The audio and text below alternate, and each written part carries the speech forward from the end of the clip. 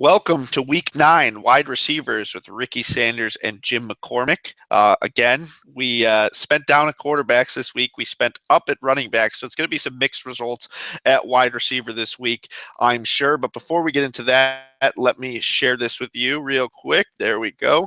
Rotocurve.com/free trial for everything you want and love from Rotocurve.com. Get it for free, so how can you pass on that? That, of course, includes exclusive position rankings, projections, and cheat sheets each week. You get must-have tools like DVP rankings, points per attempt, red zone utilization, and much, much more. You get optimized DFS lineups for both DraftKings and FanDuel. So what more could you possibly want for free? That's quite the value there. Jim, are there values at wide receiver this week? There are. I mean, there's one guy that I'm actually back to paying up for, which is Antonio with Ben back.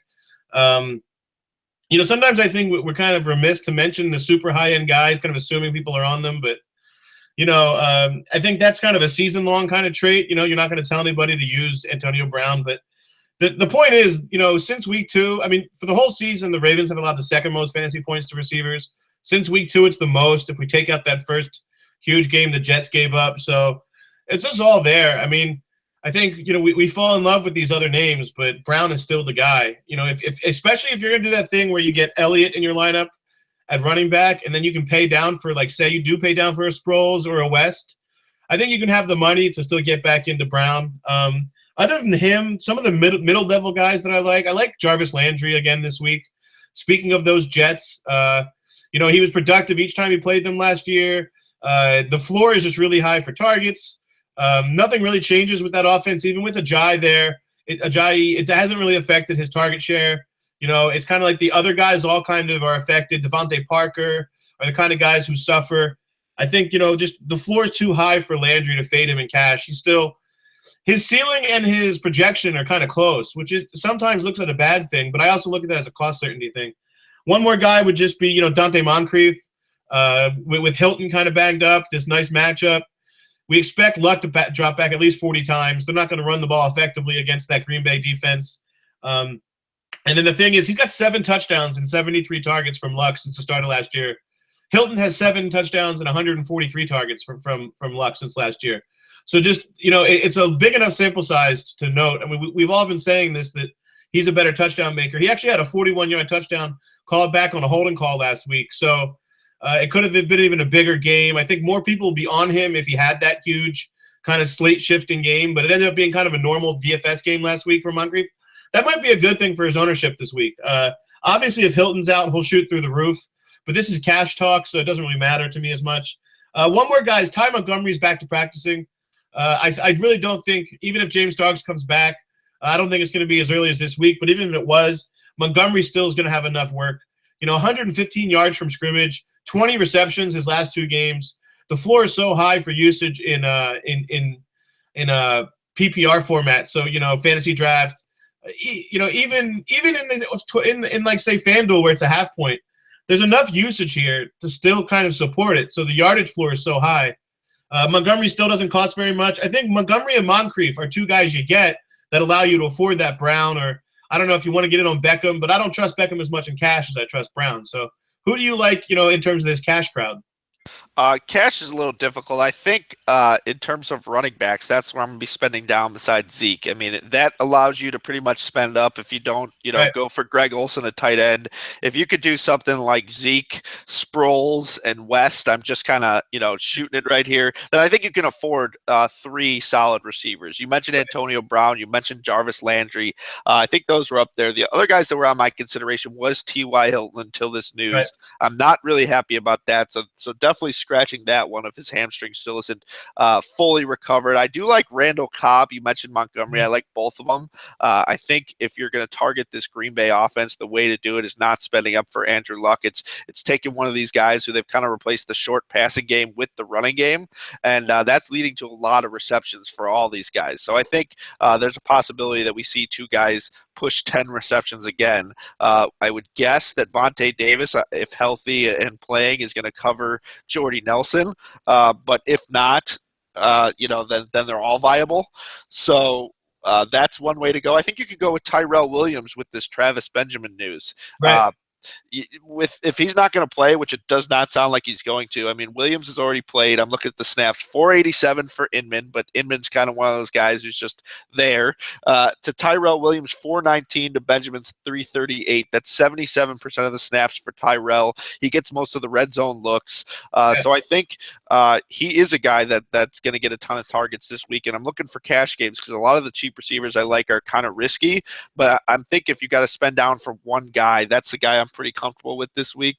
Otherwise, there's a bunch of other mid-tier options.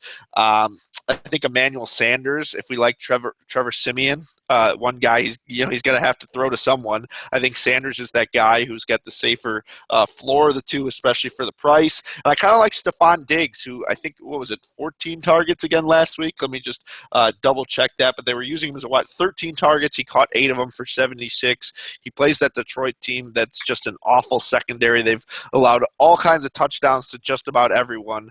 But I don't think I would be able to do both Stephon Diggs and the tight end I like, which is Kyle Rudolph in cash. So maybe you leave him for tournaments. But yeah, I think we want to spend up at wide receiver this week, kind of solidify that because there are some cheap backs that'll give us salary relief and points. Who do we like for tournaments? I'm going to start with you because I like a lot of weird guys this week. Sure, yeah, I like some of these number ones that people don't trust enough for cash. So I like Des Bryant in tournaments enough, especially because the price isn't yet yes, absolutely. It's not at Des levels yet, but this could easily be one of those games. I mean, no Hayden's there, but Hayden to me isn't like an oh my god avoid him corner still in his career. He's good in coverage, but they move Des around, and also we see Dak taking shots downfield. Like some of Dak's efficiency is missing, but he's also last week was his highest average depth of target of his career. Obviously a young career, but I think with his full complement of weapons, it's interesting to see them start to push the ball downfield. Another guy, Beckham, obviously, I'm an Eagles fan. I know how bad our cornerbacks are on the outside. I think this could be one of those crazy Beckham games, so in tournaments, but I'm not going to pay up for him in cash. Again, another thing, I like Brandon Marshall. I think there's a correction due for him. He's only catching 44% of his balls. It's kind of like he's basically having the Allen Robinson year without all the complaints. He has a 28% market share, but just like no efficiency. I'm not afraid of that secondary in Miami. I like Stephon Diggs actually a little bit in tournaments. Just the idea that they can simplify this offense a little bit and kind of lean on their playmakers with sometimes that happens, hopefully, when a new coordinator comes in, especially an incumbent guy. He works with the guys who actually are doing things as opposed to trying to keep getting Cordell Patterson to happen. And then one more guy would be actually I like Willie Snead. I think, I want a share of this Saints offense. We talked about how the fact we like Breeze on the road here against this really bad, San Francisco defense. They're weak in the cornerback ranks. And, it's hard to differentiate target share-wise every week. I mean, obviously, Cooks is the better big play guy. Thomas has had the touchdowns. I think Snead will fly under the radar. No one's really going to be on him. But, he's going to pop up. He's kind of like like a Devery Henderson, or who are some of these names that we can think of in Saints history, that pop up every once in a while with that 120-yard 2-touchdown game. I think Snead is kind of due in that sense. So those are some names I like. I mean, most of them are big names, but I think you can afford them, especially if you don't pay up for Antonio, you don't pay up for Beckham.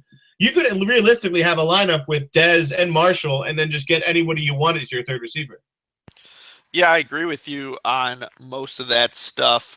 One thing I don't agree on is Odell Beckham. So I'm going to start with first of all, he only says he's 85%. Okay.